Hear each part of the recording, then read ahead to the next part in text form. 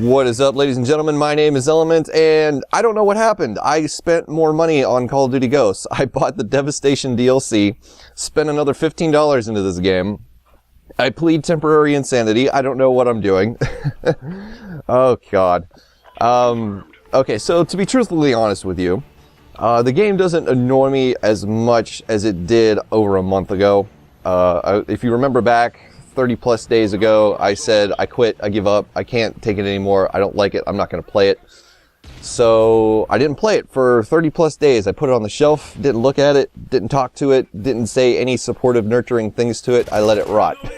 Actually, I didn't really play a lot of games for that 30-day period, but it was a little COD vacation, if you will. And then, when Infinity Ward decided to patch a few things and update a few things, I was like, yeah, I'll check it out. Why not? I'm curious. So I came back, and I took it a lot less seriously this time around. This is my second go with the game, and I was just like, you know what? It's not that good. It's not as good as COD 4, MW2, Modern Warfare 3. Any COD title that has come before this that has been on, you know, 360 or Xbox One. Hell, not even Xbox One for that matter, because there's only one game for Xbox One in Call of Duty, and it's this one, and it's bad. Oh God, it's bad. So, anyway, I went off on a tangent there. The real thing I wanted to talk about was the Ripper SMG that you get in the Devestation DLC, and if you happen to be a Season Pass holder, you've been able to enjoy this for a little bit longer than anybody else has. And a lot of... here's the thing. Okay, I want to get this out of the way first. I don't understand what the big deal is with letting some people have things that other people can't get. Sorry. So, if you've been living under a rock, people that have had the Season Pass for the COD Ghost DLC got the Ripper early, and only they got it early. So they were able to get it... I don't know how long they've had it, a couple weeks, a month before Devestation DLC came out. So they were first in line, they got first dibs, they got first everything.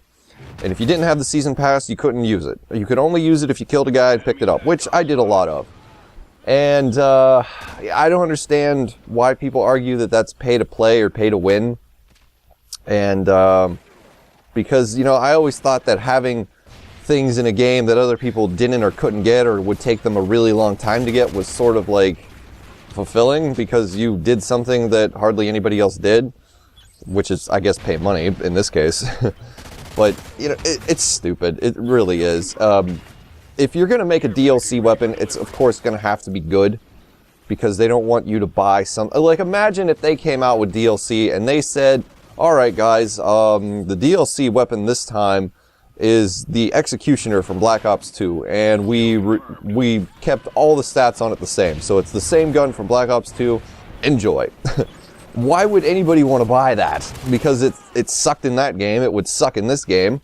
It's essentially a 44 Magnum that you have to be barrel stuffing somebody to kill. So of course DLC guns are going to be at least decent. They may not be the best in their category, but they're at least going to be decent.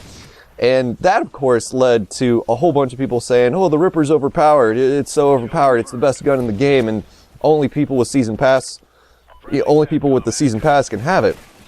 And I am actually guilty of that. I thought that just a week ago before Devestation came out.